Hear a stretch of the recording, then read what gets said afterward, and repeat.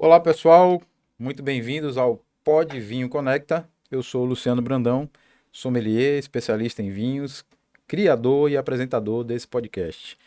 Aqui teremos histórias e conexões incríveis. E hoje, no primeiro episódio, esse podcast estreia hoje, tá? E no primeiro episódio teremos aqui a presença de Marco Stallone, especialista em vinhos italianos, viticultura italiana, é um italiano da Gema e nada mais do que ele para iniciarmos aqui esse bate-papo de hoje. Bem-vindo, Marco. Muito obrigado pelo convite, Luciano. Conheço ele já há alguns anos, é um profissional muito estimado aqui na região de Salvador e Bahia e aceitei o convite só porque é ele. Obrigado, obrigado. Obrigado, Marco. Bom, eu separei algumas perguntas aqui, tá? Como eu falei, o Marco, ele é italiano, mas mora na Bahia há um tempo. Eu queria que você falasse um pouco da sua vinda da Itália para cá, tá? Como é que foi isso? Por que você veio parar na Bahia? Eu conheço a história, mas eles ainda não conhecem. Então. Conheço o Brasil eu tenho 64 anos, não sou um macaco velho, como se fala aqui. Frequento a Bahia dos anos 80, então estamos falando de 40 anos. E frequento o Brasil da 40 anos, frequentavo por causa do trabalho que fazia antes, e rodando o Brasil todo descobri essa cidade e me apaixonei. Me apaixonei, mais de 40 anos atrás comprei uma casa e praticamente por 40 anos passei as minhas férias na Bahia. O meu sonho era morar aqui. Eu sei que muitas pessoas acham estranho, mas aqui muitos ficam reclamando sobre esse país, mas se uno, na mentalidade e na visão de um europeu, um italiano, para nós aqui é um paraíso, porque você vê muitas vezes só o lado negativo daqui, mas não dá o justo peso ao lado fantástico que existe nesta terra, especialmente na Bahia. Io mi appassionai, então meu sonho da minha vida era morar aqui, consegui esse sonho 12 anos atrás, são 12 anos que moro aqui, trouxe a minha esposa, que é brasileira, meus filhos, que são brasileiros, e moramos aqui há 12 anos. Pô, ó, que legal, tá vendo? Vamos falar um pouco da sua história com o vinho, né? Eu sei que é meio redundante perguntar isso. Eu sei que o vinho faz parte da cultura europeia, né? Da cultura dos italianos.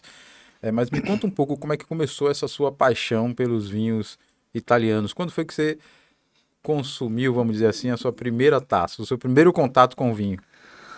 Parece estranho contar aqui no Brasil quando eu bebi a primeira taça, porque nós italianos começamos a beber o primeiro vinho já com 5 e 6 anos de idade. Claro que a gente com 5 e 6 anos não abre uma garrafa e bebe o vinho, Sim, mas somos acostumados que no copo de água sempre coloca um um pingo, pouco de vinho. aí depois sempre mais, é isso. Também é cultural, porque muito acha como é que os italianos, até criança, bebem vinho, porque tem que saber a história da Itália. Até poucos anos atrás, poucos entendo 50, 60 anos atrás, nem sempre tinha disponibilidade de água corrente na tubulação de casa. Muitas vezes era água de pozzo. Sim. Então, o problema de colocar vinho dentro era como se fosse um desinfetante. É por isso que muito. Então, é melhor colocar um pouco de vinho na água também para uma criança ou se arriscar beber água poluída e ter outros Algum outro problemas? problema. Era um Sim, problema próprio de. Então, muito não pensa nesse é detalhe. Então, verdade. o mais velho, minha avó, me dava sempre água com um pouco de vinho desde 5, às vezes a 3, 4 anos, mas era só para desinfetar a água. Sim, sim, Só um se acostuma já a ter aquele sabor de vinho. Mas você cresce, a quantidade de vinho aumenta. verdade. E você vê que essa informação que eu sabia, né? Mas É. acho que a maioria dos telespectadores aí, os que estão assistindo agora, não sabiam disso, tá? Para nós brasileiros, com certeza você toma um choque, né? Falei, como assim? Você bebia vinho com 5 anos de idade? Mas essa é uma informação importante para nós aqui, né? E você vê que como é complicado para a gente ainda entender isso, né? É, Né? Além disso, io fui criado praticamente in una vinicola perché la mia famiglia è produttora di vino storicamente temos a história da 1810. Então estamos falando que são 215 anos de prova come produto, come proprietario di terra che produce vinho, Sim. anche se probabilmente già produzia vinho antigamente trabalhava in una vinicola. Então, vivendo naquele contexto, vivendo in una vinicola, o mio avô poi era aquele tipo antigo che già con 6-7 anni ele non queria che io ficava na cama até 8-9 ore di manhã, me Me jogava na levantava vinícola. 5 ore di manhã. Né? Io pensavo, no? Minha mãe mi mandava a passare as férias da mio avô. Na época a escola, o período das férias na Itália era 4 mesi. A escola era da outubro até giugno, ma depois, praticamente da metà di giugno até o final di settembre, io stavo na vinicola con mio avô e ele com 5-6 anni mi levava a trabalhar com ele. Que legal. Eu passei um tempo, acho que poucas pessoas sabem, mas eu passei um tempo na roça. Aqui a gente chama roça porque não era vinho, na época era fumo, era plantação de fumo, e eu, com essa idade mais ou menos, trabalhei com meu avô também. Tabaco. Isso, exatamente. Para vocês era tabaco, aqui era fumo, né? Nessa época aí, acho que eu com 5 anos o fumo era bem forte aqui, né? Hoje, graças a Deus, aí a Bahia está começando a produzir vinho, né? É claro que não tem o terroir italiano, a gente vai falar um pouco disso, né? A história do terroir italiano, mas me fala um pouco disso, né? Do que é o terroir italiano, né? Do que é você plantar uma vinha hoje, né? E você tem que, em algum momento, aquela vinha vai parar de produzir, você tem que tirar ela e plantar uma outra, mas explica pra gente um pouco o que é que fica nesse terroir, né? Esatto. Você pensa che na vinicola do mio avô, ele mi contava, só para entender quanto o tempo, ele mi contava che lì tinha perto da vinicola, naquele territorio, c'è stata una battaglia di canne 210 anni antes di Cristo entre Annibale e os romanos. Cioè, una lembranza di una battaglia entre os romanos e os cartagineses in un territorio che ainda oggi si parla e che già naquela época era coltivato con videira. Legal. Então, imagina, mais de 2000 anos, mas já quando foi a Batalha de Cannes, tem prova histórica que já cultivava vinho da mais de 1000. Quando o sul da Itália foi colonizada dos gregos, que chegaram no nono século a.C., mais ou menos, o primeiro nome que lhe deram à Itália não era Itália, era Enotria, terra do vinho, porque de qualquer canto Tinha vinho. Tinha vinho. Sim. Então, é muito difícil dizer qual é uma uva que nasceu na Itália e quali uva foram trazidas dos gregos, dos fenícios. Não tem uma prova histórica, mas claro que tem tudo come dizer, uma tradição de mais de 3000 anos. Cioè, tem prova che, per esempio, os fenícios, 1600, 2000 anni antes de Cristo, já começaram a trazer a cultivação de uva na Sicília. Sim. Poi chegaram os creteses, chegaram os gregos, tinha muita uva autóctona. Então, outra característica da Itália, diferente da muitos outros países, é a enormidade de tipologia de castas.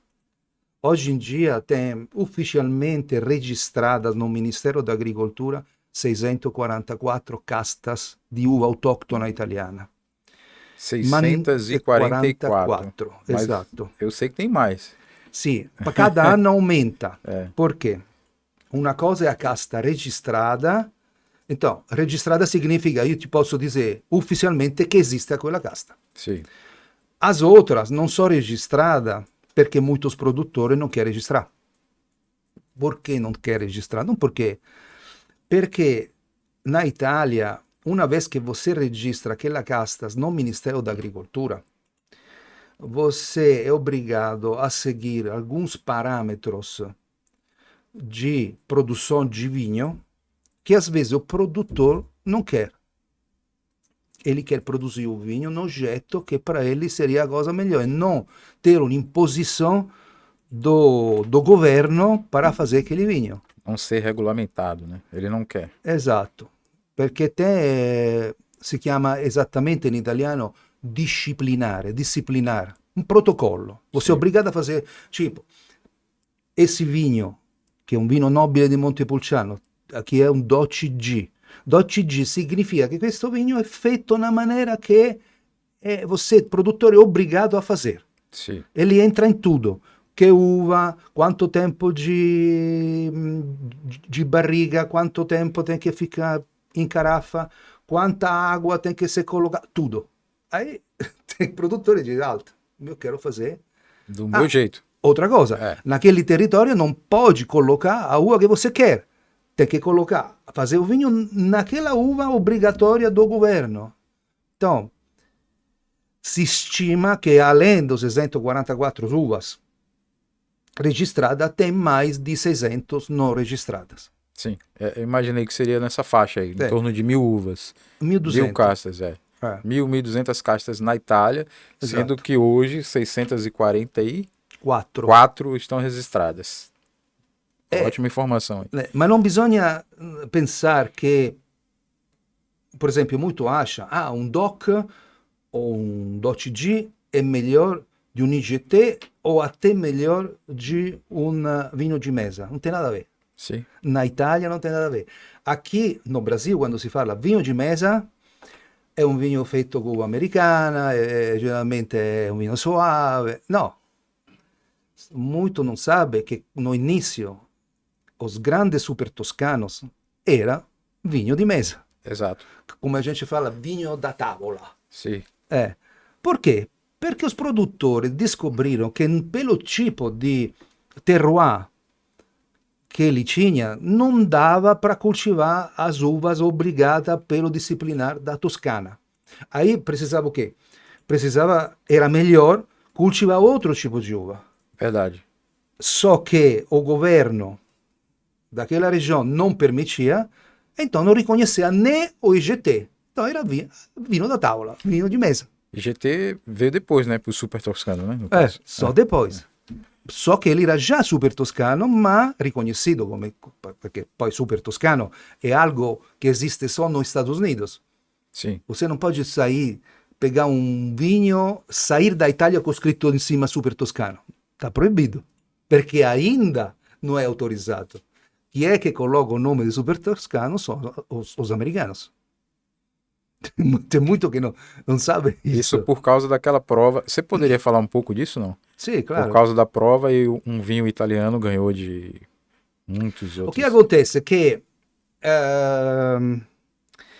tem uma parte da região toscana che non è apta para a cultivação de algum vinho tipico di uva autoctona toscana, che è tipo il Sangiovese o il Ciliegiolo o il Canaiolo. Non è un tipo di clima, terra, eccetera. Perto do mar è un terroir mais, un terreno mais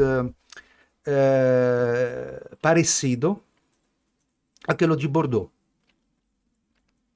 Muito arenoso, muito influenza do mar. Aí eles descobriram que cultivando a mesma uva da área de Bordeaux, conseguiam obter bom vinho. Um bom resultado. Bom resultado. Aí começaram a fazer o quê? A cultivar Merlot, Cabernet Sauvignon, Cabernet Franc, Petit Verdot. E o resultado era muito melhor que cultivar o Chianti. Aí começaram a engarrafar. Só que a Sangiovese não se dava bem nesse tipo de terroir, nesse tipo de solo. Não se dava bem. Perché o Sangiovese precisa de outro tipo de clima, de outro tipo de solo, eccetera. Aquele é.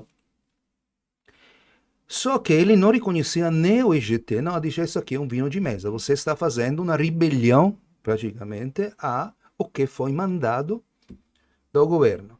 Aí eles fizeram o quê? O primeiro produtor foi aquele do Sassicaia, foi nos Estados Unidos, começou a participar a concursos a cega com esse tipo de vinho, concorrendo contra os melhores vinhos franceses de Bordeaux, Sim. porque ele começou a ganhar um concurso atrás do outro. Sim. Quando abriu a garrafa, disse que vinho é esse? É um vinho de mesa toscano. Aí os americanos disseram, perché vinho di mesa? Aí ele explicou qual é o motivo. Então a imprensa americana decidiu, não, ok, se a Itália não quer te dar um título, a gente cria Esse título para você. esse título, super toscano. Super Tuscan. Super Tuscan. Isso aí. Interaspe, atrás do Super Tuscan, nos últimos anos nasceram também mais duas regiões da Itália, Super Umbria e Super Lazio. Sim. Isso por curiosidade. Fica para um outro podcast essa dúvida. Sim. Eu sei que você tem, né? Não falamos, tá? Mas o Marco também é proprietário da Vinífera Import, tá? Uma importadora que nasceu aqui na Bahia. A gente vai falar um pouco sobre isso, tá? Se você quiser falar um pouco da Vinífera, tá? Tá ganhando espaço no mercado, tá entrando em vários lugares aí, várias outras regionais, não só na Bahia, mas eu sei que São Paulo tá indo muito bem, Minas também, né? A Vinífera è un'impresa che nasceu na Bahia no 2018, foi um sonho de três amigos que criamos essa empresa, somos três sócios ainda hoje. Eu estou na frente, me ocupo da compra, das vendas, mas somos três sócios. E no início, na verdade, foi uma empresa que nasceu para comprar vinhos para nós. Nós somos três amantes Para de vinho. consumidor mesmo. Consumidor. Para consumir. Dice, vamos abrir um radar para importar, sei lá, 1.200 garrafas por ano para nós beber, nós e nossos amigos. Para não comprar da terceira, com tudo, cioè pagando imposto, cioè com custo de importador. São 1.200 garrafas para 3. São 400 400 garrafas para cada. Mas não é muito, não. Bom. Não, allora, se você pensa que eu sou italiano, faz parte da tua cultura faz isso. parte da minha cultura. Eu bebo com a minha família, somos 4 pessoas. Eu gosto de beber um copo de vinho, um copo no almoço e um copo no jantar. E eu me acostumo assim. Eu gosto também. Bebendo... Nem sempre faço, mas gosto. Bebendo um 200, 250 ml por cada refeição, você vê, eu e minha esposa, os meus filhos, é fácil beber uma, duas garrafas por dia. Pensando bem, fazendo a conta aqui, não é muito. No final, são 365 dias por ano. Dá um pouquinho mais de uma garrafa por dia. Em 4. Em 4. Eu tenho meus filhos que têm 25, 26 anos, eles também se acostumaram a isso.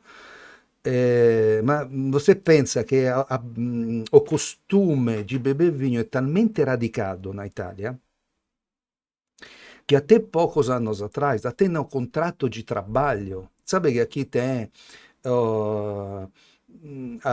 no contrato de trabalho tem o ticket refeição. Sim. No ticket refeição da Itália está escrito quanto vinho você tinha que passar para o seu empregado por dia. Nossa, que legal. Sabe o que é legal disso? Porque olha só como pensa, vocês são um país produtor de vinho. Sim. O nome antes da Itália era Enótria. Enótria. Então, olha como isso incentiva a cultura do vinho no país e a economia vitivinícola do país. Porque dessa forma você meio que incentiva o teu funcionário, se você for empregador, a beber vinho, a consumir vinho. Então... mas hoje em dia é claro que mudou muita coisa. Mas antigamente, no almoço, na fábrica, tinha a garrafa de vinho em toda a mesa. Cioè, tem filme dos anos 60, 70, 80, você vê no almoço até dos peões que está fazendo a construção, e ele para no horário do almoço, ele tem, antigamente tinha um fiasco, era aquela garrafa que tinha palha, Sim. ele levava no trabalho um fiasco por dia, 2,8 litros. 2,8 litros. 2,8 litros. Ele bebia no curso do dia, não bebia água. Então, só para te dizer, por exemplo, eu quando fui militar, a gente fazia a marcha, Sim. 10 quilômetros de marcha, não? Tinha a borracha. Sim. A gente na borracha não tinha água, tinha o vinho. Aqui para nós é o cantil, viu? O cantil que você que serviu aí nas Forças Armadas leva ali na sua caminhada ali, na sua marcha, não tinha água, tá? Nos italianos era vinho. Exato. Mas falando um pouco disso, né, Sim. de cultura do vinho, eu sei que nós aqui no Brasil estamos aprendendo ainda, estamos engatinhando. Fazemos bons espumantes, sim, você sabe disso, né? Tem bons vinhos brasileiros ainda, mas o terroir eu acho que ainda precisa amadurecer. Como a gente fala um pouco disso, né? Como você enxerga a cultura do vinho no Brasil hoje, como era antes, né, quando você chegou aqui, e como você enxerga daqui a 10 anos, por exemplo, né? Falando de vinho italiano e falando de vinho nacional. Nacional. Olha, eu, como digo, frequento o Brasil da 40 anos. Quando frequentava aqui o Brasil come turista, è claro che non mi interessava beber vinho italiano, ero turista che queria beber vinho Vinho locale, nacional. vinho nazionale. E o vinho que você encontrava aqui brasileiro 40 anos atrás era um vinho que precisava muito se evoluir, cioè para un paladar di un italiano, io che vengo da una famiglia di produtores, para me era complicato. Uhum. Às vezes preferia beber un vino argentino chileno perché o brasileiro stava. Però daquela época hoje, aqui se produz vinhos que eu gosto muito. Especialmente, ma isso aqui é um gosto pessoal, não quero. Specialmente as vinícolas do Rio Grande do Sul. Alguma cosa in Santa Catarina sono veramente di ottima qualità. Santa Catarina. Rio Grande do Sul, ma per me, ma io ti parlo da olio, olha, io non so un sommelier, non so un enologo, sono un semplice camponese acostumado a produzir uva para entregar ao enólogo para fazer um bom vinho. Sim. Então, nesse aspecto, posso te falar muita coisa. Poi o restante não é comigo. Então, o que olho? Quando eu fui nas vinícolas do sul do país, é claro que com olho de produtor, você sabe que em um terreno você não consegue obter um grande vinho antes de várias gerações de videira uma em cima da outra. Sim. Isso é devido perché você quando planta una videira, a videira tendenzialmente procura água embaixo. Sim. Se um bom produtor não joga muita água em cima da videira, os melhores vinhos são cultivados em área mais árida. A escassez de água. Escassez. Exato. Então, isso provoca o quê? Na videira de procurar água embaixo. Então, imagina que tem raízes que chegam até 30, 40 metros embaixo. Sim. O tempo de vida de uma comercial de uma videira é 35, 40 anos. Parlo comercial perché tem videira velha che pode Sim. manter a produção até 80, 90, até 100 anos, ma para ter uma produção média ou uma vida média de uma videira são 35 e 40 anos. Aí depois de 35 anos começa a cair a produção, o produtor faz o quê? Corta Sim. e coloca outra. Ma ele corta o quê? Consegue chegar até 1 metro e meio embaixo, não consegue chegar a 30, 40 metros. As outras raízes ainda estão lá. A raiz está lá. Imagina uma raiz atrás da outra Depois de 3, 4, 5, 10 videiras, 30 anos, aí você tem um humus, não sei se em português é a palavra Sim, exata, o humus humus. do terreno é completamente diferente. Sim, Quando você tem um terroir que até 20 anos atrás coltivava patata ou alho, você precisa de bombardear aquele terroir com muito produto químico para ter o mesmo resultado de um terroir antigo. Então, a minha opinião, isso é muito importante na produção dos vinhos do Rio Grande do Sul, perché stiamo parlando quasi di 150 anni di produzione. sim, Tem terreno, tem vinícola, che quando chegaram os italianos no Rio Grande do Sul, foram 1880, 1890, oggi stiamo in 2025, stiamo parlando di 130, 130 anni. sim. Eles come chegaram, logo colocaram as videiras dele. Aí imagina naquele terroir cultivar vinho da 140 anos. Já a videira com a terra é uma Já, coisa única. sim, Não so se consigo me... sim, entendi. Não, entendi. Isso é uma informação fora da caixa, assim, sabe? Porque quando você estuda vinhos, você estuda terroir, mas essas informações são muito importantes para quem estuda o mundo do vinho, para quem busca conhecimento no mundo do vinho, né? Continuando no que a gente está falando aqui sobre a cultura do vinho, que é o vinho no Brasil e tal, como você, agora falando de vinho italiano no Brasil, enxerga que o brasileiro, como você enxerga que o brasileiro, como você acha que o brasileiro enxerga o vinho italiano no Brasil hoje, como enxergava há 40 anos e daqui a 10 anos, como você acha que vai estar, né? Olha, o grande problema, o primeiro problema que existe é um problema de impostos. Isso é a grande barreira, perché generalmente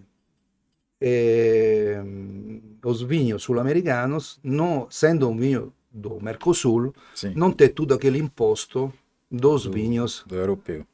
europeus. Nesse momento si parla muito desse problema de aumento de imposto nos Estados Unidos. Però muitas vezes não se pensa que que o Brasil está fazendo já da sempre o a que nos Estados Unidos quer fazer agora. É uma coisa que infelizmente tem essa política di protezionismo, no? Protezionismo che coloca in un vinho un esagero di imposto. Além perché? Perché o vinho non è visto come na Italia, na França, no Portugal, perché a gente considera un vinho non come una bebida alcolica, ma considera o vinho come una comida. Faz parte da cesta básica lá Fa mesmo? parte da cesta básica. Ou é mito? Vamos dizer assim. No, É no, verdade. cioè, claro, vamos a farla sério. Se você exagera e bebe una garrafa de vinho por refeição, aí você está fora. Perché às vezes, qual é o grande problema? Que as pessoas não conseguem se segurar. Bebe um copo de vinho e sente a vontade de acabar com a garrafa. Se você se acostuma, até criança, a beber, é isso que é a mentalidade. Se Sim. acostuma a beber aquele pouco de vinho, você está satisfeito, basta. Io sempre, quando apro uma garrafa, non consigo beber mais de um copo, 2 copos se estou in compagnia, ma mai disso. Non... Então, è un problema anche di autodisciplina, Sim. ok? Bom, quindi o primeiro obstáculo è o preço. Então, un vinho che na Itália é acessível a qualquer pessoa, aqui por causa dos impostos, por causa de um imposto em cima do imposto, vai chegar a um preço bem caro. Sim. E isso não é bom pelo vinho em geral, perché na minha mentalidade de italiano é algo que deveria ser acessível a qualquer pessoa, proprio perché fa parte, diciamo, da comida básica, cioè a pessoa mais pobre na Itália tem na mesa o prato de massa e o seu copo de vinho, é o básico, não é? Sim. É come aqui arroz, feijão, é um copo de vinho. Então, para mim, o grande impacto que o vinho deve ser visto, olhado come algo de elitizado, para mim não me faz sentir bem. Entendi. Perché è come se divide as pessoas. Tem um pouco aquela ideia que o vinho tem que ser algo de diferente, tem que dividir. Invece o vinho deveria ser algo que riúne todo mundo, Uhum. pobre, ricco. Então, penso che seria bom que os impostos deveria ser um pouco mais baixo. Seria bom ter vinho acessível. Allora, un vinho economico na Itália custa menos de 1 litro de gasolina. Nossa. E stiamo parlando di vinho acessibile. Magari sono vinhos aquele che sta no papelão, sabe, no? Che Sim, tem, sim, na caixa. na caixa, ma sono vinho bom, não é? Sim, Aqueles sim, sim. vinhos custam. Cioè, per esempio, sabe aquele in caixa di 5 litri? Sei. Bom, 5 litri daquele vinho custa meno di 5 litri di gasolina. Só, só para entender isso. Evolução aqui. O grande impacto que eu vi quando a gente começou a oferecer os vinhos italianos é que as pessoas têm dificuldade a sair daquilo que eu chamo de adega de conforto. Te interrompendo um pouco, Sim. mas você não acha que seria falta de conhecimento do público em geral, inclusive dos profissionais da área, sobre os vinhos italianos? Isso sem dúvida. Ma tem um motivo, io penso, no? Perché vinho è molto esperienza regressa. Sim. Alguns dias atrás eu vi algum paragone che parlava, dice io se vou no mar io sei o che vestir, se vou a un matrimonio sei o che roba colocar, Sei. se vou no trabalho sei o che colocar, perché isso vem da minha experiência. Sim. Ma se io non tenho esperienza no vinho, sperimentei una vez un vinho, magari, sei lá, un Malbec, gostei daquele Malbec e continuo naquele Malbec porque tenho medo de experimentar algo que não... então fico sempre bebendo aquele mesmo vinho sem saber que, por exemplo, quando estou no mar, deveria beber um vinho branco gelado. Perché per me vinho esiste só isso. Non mi acostumo a beber outra coisa. Non tenho experiência regressa. Esse é o grande problema. Sì. Però com o tempo isso está melhorando. Está melhorando por causa de vários fatores. Tem alguns profissionais, poucos, infelizmente, especialmente aqui no Nordeste. Em São Paulo eu vejo muito abertura. A gente vende em São Paulo, vende em Belo Horizonte, vende em Rio de Janeiro, temos várias filiais no país. O problema é muito Nordeste, Sim. que você vê, seja da parte dos profissionais, seja da parte do público, pouco conhecimento. Sim. Por quê? Se eu não conheço o vinho em geral, come posso escolher um vinho? Qual é a melhor maneira para escolher um vinho? Seria falar com um profissional. Sim. Come posso io escolher, io tenho na Itália 644 uvas. Bom, vou no ristorante, generalmente para o profissional daqui é mais fácil te indicar um vinho que ele conhece. Sim. Se Verdade. ele conhece o Malbec, conhece o Cabernet Sauvignon, o branco Chardonnay e Sauvignon Blanc, ele te diga. Se já você queria experimentar algo diferente, dice, ma sei lá, vamos aconselhar um Fiano. Mas se já o profissional não conhece o Fiano, não sabe nada de Fiano, não sabe de onde chega, qual é o sabor, como pode conciliar isso? Sim. Eu acredito muito nisso. Por isso que eu perguntei isso, né? Se não seria falta de conhecimento. Porque eu sei, eu faço parte de algumas confrarias, e eu sei que falta da nossa parte como profissional conhecer um pouco mais dos vinhos italianos. Óbvio que chegou para a gente primeiro aqui os sul-americanos, Claro. Chile e Argentina, muito forte. Isso foi bom para nós, porque começamos a consumir muito vinho. É óbvio que não como a Itália, não como a Europa, mas estamos consumindo a cada ano um pouquinho mais de vinho. né? Espero um dia chegarmos a consumir o que vocês consomem lá na Itália, né? Não sei se chegaremos, mas assim espero.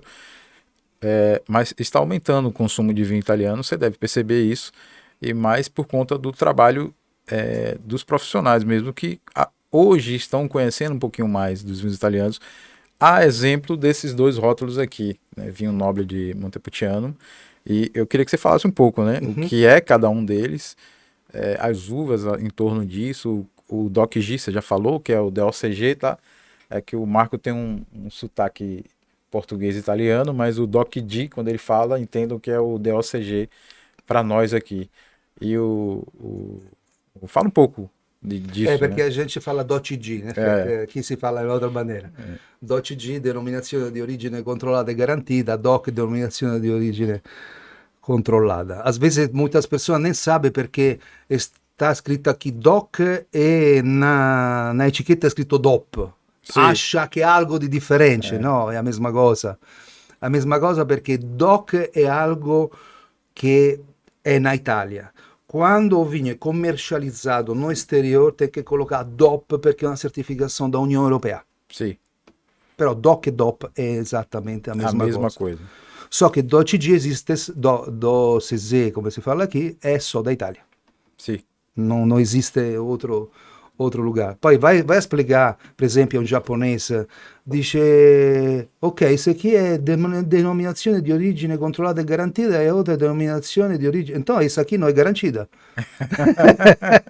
Vai spiegare un motivo. sì, sì, O motivo è só perché un determinato vigno tem una forza politica maior do outra. Stop, non tem outro motivo. sì, Per esempio, vamos a falar vinho nobile di Montepulciano e Montepulciano DOC.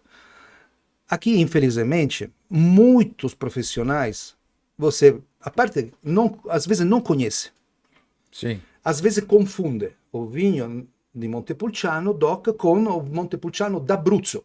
sì, Montepulciano d'Abruzzo è una uva, Montepulciano è una cidade da Toscana che sta a 20 km da Montalcino. sì. 20 km, Em linha reta, não? in linea di ar. É. In linea di rua sono 35 km, ma in Sì, linea a gente fala linea ar, linea retta, sì, 20 km. sì, Stiamo parlando do mesmo território, mesmo terroir, mesmo clima. Os dois produzem praticamente o mesmo vinho. Só che uno chama Brunello di Montalcino e uno chama Vino Nobile di Montepulciano. Immagina due cidades muito barrista che faz a guerra entre eles dal tempo da Idade Média até che una cidade era ghibellina e una era guelfa. sì. Guelfo e ghibellino significa che uno appoggiava il Papa, altro imperador, faceva guerra terribile. Cioè, eles si odeiam. Até oggi, no, ma você che è di Montalcino, come ci disprezza. Então, ele, no territorio dele, si coltiva già da Idade Média un tipo di Sangiovese che è differente do Sangiovese che, Grosso. dos outros, che è un Sangiovese grosso. Grosso perché a baga è maior, a A casca. casca também, então tem mais tanninos, é mais forte. Só che a Montepulciano in Toscana, per non dire che è o mesmo vinho, non chiama ele Sangiovese grosso, ma chiama ele di Prugnolo Gentile. Ma è o mesmo vinho, só che uno chiama di Sangiovese grosso e uno di Prugnolo Gentile, è esattamente o mesmo vinho. Sì, Os dois, você pega o Prugnolo Gentile o Sangiovese grosso, coloca 24 mesi in barrica grande, perché aqui é outro detalhe da barriga. explica um pouco sobre isso, para você que está aí nos vendo agora, o que é essa diferença na Itália. Eles colocam sempre lá nos vinhos, né? Passagem em Carvalho ou Ruble, está lá escrito Ruble na maioria Sim, das sim. vezes. E explica um pouco sobre isso, né? O que é o tamanho disso, mas depois a gente volta para cá ainda, tá? O che acontece è che a produzione classica di vino italiano è fatta in barrica grande. Barrica grande significa barrica in cima di 10.000 litros. 10.000 litros. In cima, tem barrica di 30.000 litros. Sim, Sono barriche che sono fatte non di carvaglio francese, ma sono carvaglio di Slavonia, che non è Slovenia, Slavonia, che sono um tipo de carvalho que cresce nas montanhas dos Carpazi, Eu vejo muito o carvalho eslavo, né? mais Slavonia. Seria oggi in dia tipo Croazia. Sim, Croazia, Dalmazia, là. E quindi è molto differente dal francese. O francese o mais famoso è di una regione che si chiama Arial, ma aquele francese ele amadurece 5 anos e para fazer aquele carvalho de Slavônia ele tem que secar 10 anos. Você corta a madeira, coloca em galpão e fica lá 10 anos. Aí faz essa barriga enorme e uma barriga você usa per 30, 40 anos. sim. Não tem esse conceito de Primeiro uso. primeiro, no. Perché a finalidade não é passar sabor de madeira, é o contrário. Tem só que colocar o vinho para ele se amaciar, para dormir. Prioridade é fruta, então. Essa moda da barrica di carvalho di 250 litros è una moda molto americana. Ela surgiu nos anos 80 da un famoso enologo americano che si chiamava Parker, Sim, che ele deveria compensar a falta, a gente falou antes, un terroir antigo confere ao vinho una forte persistenza e una forte acidez. sim, Quando você tem um terroir jovem, não consegue dar essa força, você precisa de manipular o vinho. Qual era a única maneira de manipular o vinho? Dar um sabor amadeirado ao vinho. sim. Aí se criou essa moda dos anos 80 de que esse vinho muito amadeirado. Então, però criou o quê? Criou que muitos vinhos de baixa qualidade começaram a colocar pedaço de madeira, Chips. chip de madeira, aí você a única coisa que sente é madeira. Però hoje em dia, mais os produtores têm bom vinho, boa uva, já está recuando. Sim. Perché ele percebe che o proprio Rio Grande do Sul, depois de 150 anos, começa a ter um terroir bom, que dá boa uva, que começa a ter uma boa persistência, uma boa acidez. O que acontece? Que ele tira a madeira e dá valor mais à fruta. Sim. Ecco, essa. A Itália, che nunca tive esse problema de persistência, nunca precisou fazer isso. Anche se hoje em dia algum começa a produzir também esse vinho em madeira de 250 litros para atender a exigência do mercado internacional, Sim. especialmente do Nord América e China, não do Brasil. Però isso está recuando, graças a Deus. Sim. Então, voltando a esse vinho. Esse vinho tem o normal, que são 24 meses em madeira grande de carvalho de Slavônia e 36 meses em garrafa. Cioè tem que envelhecer 5 anos antes de ser comercializado. Mesmo princípio do Brunello Montalcino. O Montepulciano DOC é o mesmo vinho, só que não deve envelhecer 5 anos. Come esse é do mesmo maneira do Brunello di Montalcino, isso aqui é o Brunello di Montalcino. Montepulciano DOC. Qual è la grande differenza? O prezzo. Perché uno costa mais e uno costa meno? Perché Brunello di Montalcino, até os anos, quando io ero adolescente, ero giovane, cioè, o vinho nobile di Montepulciano era molto mais famoso do Brunello di Montalcino. No final dos anos 70, una famiglia italo-americana molto ricca comprò a Vinicola Banfi. Ela começou a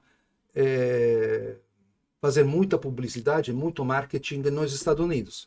Aí você encontra nos anos 70, 80, vários vinhos, vários filmes, specialmente naquela época c'era vino con Al Pacino, Robert De Niro, eccetera, che vanno in un ristorante italiano e bebe o che? Bebe Brunello e Montalcino. Aí começou a entrar na moda Brunello e Montalcino. Aí você está comprando um grande vinho, ma também está comprando um vinho que te atraz um forte marketing. Sim. Aí você compra um Brunello di Montalcino e paga o dobro de um vinho nobile Montepulciano. E stiamo parlando do mesmo vinho, paga exatamente o dobro. Sim. A gente está falando aqui da mesma coisa, diferença de 20 quilômetros, né? Exato. De Montalcino. Bom, eu ficaria aqui a tarde toda falando contigo, mas estamos chegando aqui ao final. O teu conhecimento de Itália, de vinhos italianos, de viticultura italiana, eu acho que tem que ser passado para mais pessoas, né? Sei que a tua filha Esmeralda está fazendo um belo trabalho. Eu vou convidá-la, tá? Eu acho que ela tá pegada lá com a faculdade, né? Mas vou convidá-la para ela participar Acabou, se também. formou essa semana, pegou o Oh, diploma, tudo. massa, massa. Então ela devia estar corrida aí com formatura, né? Mas tem que ser passado isso, principalmente para nós aqui do Nordeste. Falar um pouco mais de vinho italiano, né?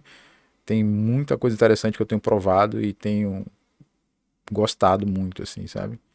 Então, mas me fala a tua mensagem final aí para os amantes do vinho. O que é que você falaria hoje para os amantes do vinho sobre o vinho italiano, né? Claro que você vai pedir para consumir mais, né? Mas me fala aí. Não, ma é uma mensagem que eu gostaria de dar para todos os vinhos em geral.